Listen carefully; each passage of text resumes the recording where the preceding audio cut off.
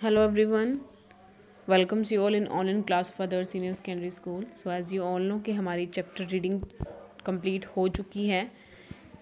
हमने इससे previous chapter जो किया है वो है फेयर प्ले। ठीक है, तो आज हम एक पोएम करने जा रहे हैं, poem number 6, the wonderful words. Okay, so इस पोएम में वंडरफुल वर्ड्स से क्या मतलब है?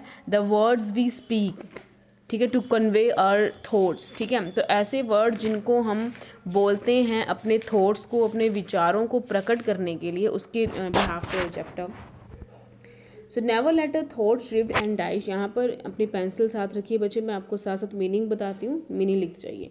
श्रिवल का मतलब होता है सिकुड़ना और डाई का मतलब होता है मरना। कहते हैं कभी भी अपने विचारों को मरने या सिकुड़ने मत दीजिए। For want of the way to say it, for English is a wonderful game and all of you can play it. कहते हैं मरने दो क्योंकि उसे व्यक्त करने की, कहते हैं कभी किसी विचार को इस कारण से न सिकुड़ने दो और न ही मरने दो क्योंकि for want a way to say it, उसे व्यक्त करने की विधि तुम नहीं जानते। For English is a wonderful game and all of you can play it. कहते हैं क्योंकि अंग्रेजी भाषा क्या है, एक अद्भुत खेल है और तुम इसे क्या कर सकते हो, खेल सकते हो अच्छे से। All you to do is a match of the words.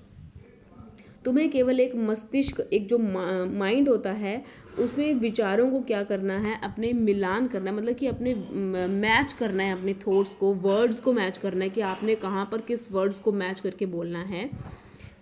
To the brightest thoughts in our head. कहते हैं जो हमारे माइंड में, जो हमारी सोच है, स्वच्छ और सच्चे तथा सुंदर तरीके से, so that they can come out and clear and truth. तो सो दैट हम अपने माइंड में ऐसे शब्दों को, विचारों को इकट्ठा करके उसके बाद सोच या समझ कर बोलें, सो दैट वो सुनने वाले इंसान को बिल्कुल क्लियर, साफ और सच लगे and handsomely groomed and fed, और बाहर आ सकें क्योंकि बहुत सी सुंदर बातें,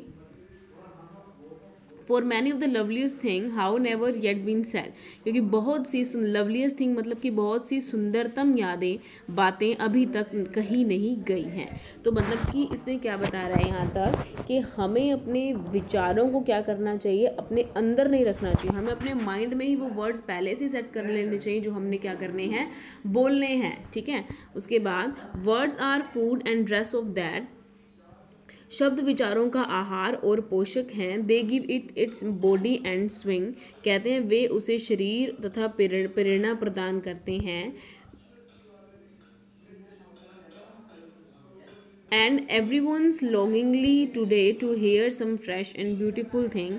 और प्रत्येक व्यक्ति आज के समय में इस चीज़ को सुनने के लिए क्या, मतलब कि बहुत ज़्यादा उत्सुक रहता है। But only words can free a thought, but only words can free a thought from its prison behind your eyes.